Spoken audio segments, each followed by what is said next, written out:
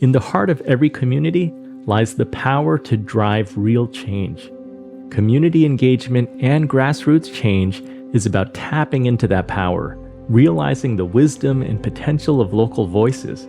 It's not about top-down directives. It's about listening, learning, and collaborating. From the Housing First approach, where asking the homeless what they needed resulted in transformative success, to the 5 steps of grassroots engagement outlined by former Mayor D. Copenhaver, the message is clear. Stay grounded, stay connected, listen carefully, learn from everyone, and be yourself. These principles foster genuine connections and create lasting change. In a world that's rapidly evolving, true grassroots engagement is not just a strategy, it's a necessity. It's about building resilient communities, nurturing innovation, and honoring the unique insights that only local perspectives can provide. Together, we can create a future where every community thrives. Richard, you've worked with many organizations. You've been involved with many organizations. What are the challenges and opportunities that you see in community engagement? Well, so let's talk on 2 levels. So let me start with the funder level, which is where I spend most of my time in teaching them. And part of it is what's implicit in that video, and that is the tendency of people who have been very successful to think they know it all. And to assume that because they've had success and they have money, that they can mandate what should happen. Even if they do it, often it's innocent. Often it's naivete that thinks that somehow they know better than others. And part of it is because it's intimidating.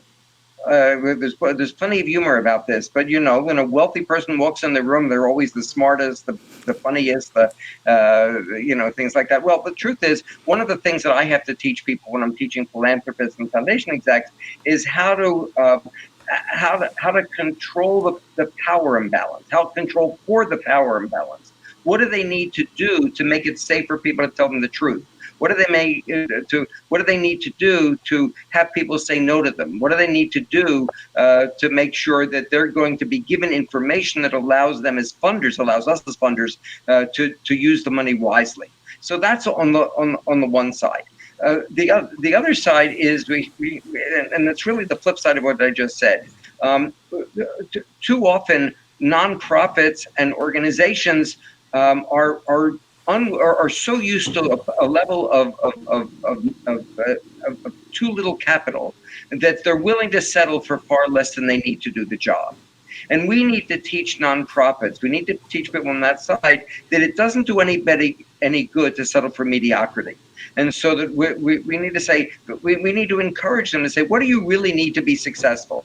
We had that Chicago example a little bit earlier, but it's all over the place. It has everything to do with churches and synagogues. It has to do with schools. It has to do with every institution. How do you empower organizations to actually say what they need so that they can be successful?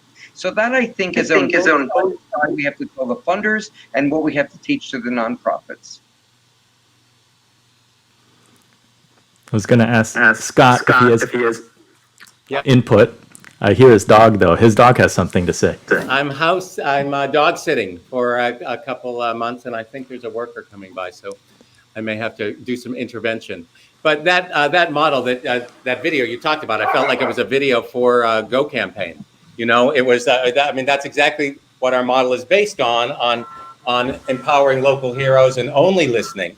And only, and because so much waste has been made in the world, and there's been, it's criminal, really, all the waste that's happened in philanthropy. I think Richard, I'm sure, can agree with me over the years of well-intentioned ideas that have did not involve the conversations with the beneficiaries and the people who would know best what is involved. So that's why our model is only helping people who are from the communities with their visions, their ideas, and really just lifting up them and empowering them and helping them, these visionaries, see their dreams come true. We would never fund I've met many people who have started a great school in Africa or doing a great project in India, but they're Americans and they're like, can you help? Would Go Campaign help? And I'm like, you know, I'm sure what you're doing is great and your school is great, but no, that's just not our model. Like I would never, if Richard started the program, I would only help him if it was a program in Washington, D.C. or in Philadelphia, where he's from, or I would only help Amar if it was a program in San Francisco helping youth, because you have to involve the people on the ground and grassroots. And that's the, I just believe strongly, that's the best way to really help people and to help communities. In your experience over the years, what has worked well and what have been challenges? In terms of just working around in these communities around the world? Yes. The things that work well are when you have equality in the partnerships, and when it's which is really hard to do, because you have to get over some cultural differences, and there's a lot of times that they're afraid to say something to you because they think that you're the funder, and they are trying to answer a question in a certain way that they think you want, and so you have to spend time. So one of the challenges, you need time to work with these people and to establish the proper cultural rapport, and to really get on a path of communication that is open and honest and direct. So once you achieve that, and then you're really working together in synergy, in partnership, those are when amazing things happen on the ground and communities really get transformed. But that doesn't come naturally. You have to, the funders really have to, and the partners as well. You really have to work on that on both sides to understand each other.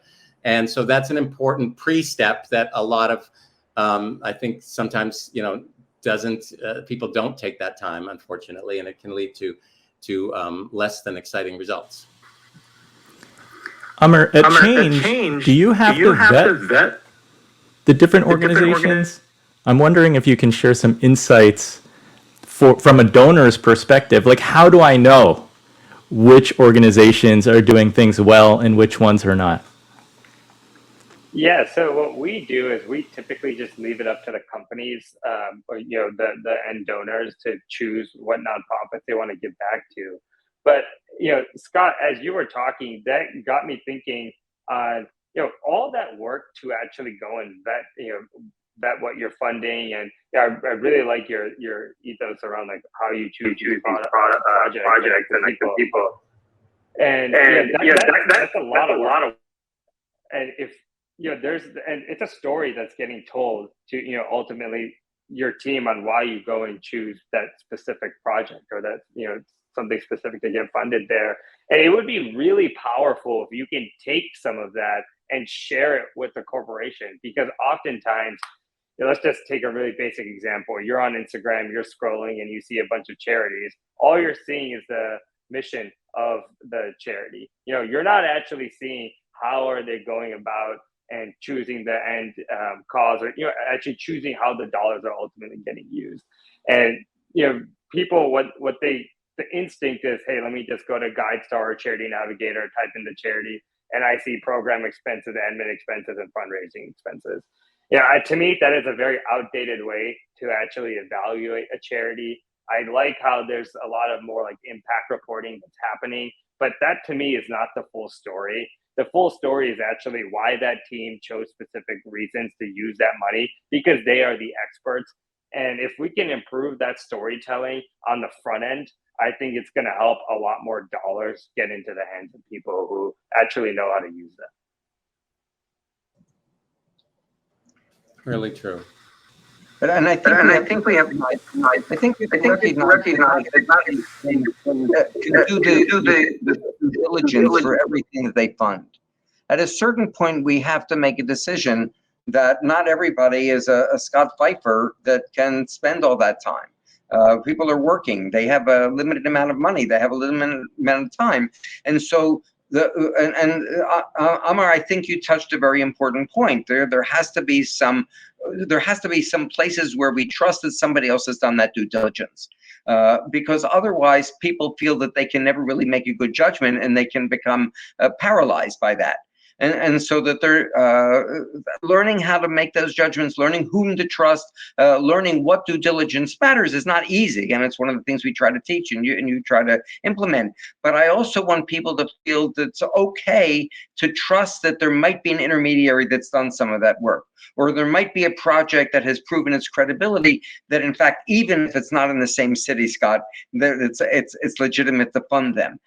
Because the concern I have is that it's too easy for people to say, gee whiz, I'll never be able to do that work to measure the impact of my dollars, so why should I bother? Why should I do it? I'm just wasting my money, or I'm just risking my money. So I think we have to recognize that some people are uniquely or specifically well endowed to be able to do that due diligence, to do that work, to spend that time. But the vast majority of people need to learn whom to trust, how to make good judgments about whom to follow or emulate, or to support along the way. That's a very big challenge. And I just want to say, and Amar, I think it speaks to you. It's particularly a big challenge as we go into the democratization of online giving, where there's no mediation of the quality of the potential of organizations. I think Giving Tuesday is wonderful. I think all these kinds of things are terrific. They've made a tremendous difference. But let's not fool ourselves. There's also a sense that the average person isn't in a position to make good judgments about the quality of everything they're giving to. And so it's we're in a very robust era where we have to teach people how to make those judgments, even though not everybody can do all the due diligence. Are there tools to do that, or is it just a matter of getting to know an organization well so that there is a relationship there? I believe that the tools that most individuals in America go to today are the classic vetting tools, like the GuideStar and the Charity Navigators out there. For us, what we try to do is, with our platform, companies can go search from our database of charities and choose one. But at the same time, charities, which is free to access for them, have a way where they can sign up, update their information. And one of the things that we actually try to promote charities to do is add things like stories. And so they can actually take a chance, upload a video and have a moment to talk about a successful story, how they actually got there. I mean, just piggybacking off of Scott's example, by talking about, hey, this is the individual we identified in Chicago. This is what the funds are going to be used for, $800,000 to actually go and buy the building. And having that plan in place, that to me is a very powerful story, and that's going to get companies to align with those values.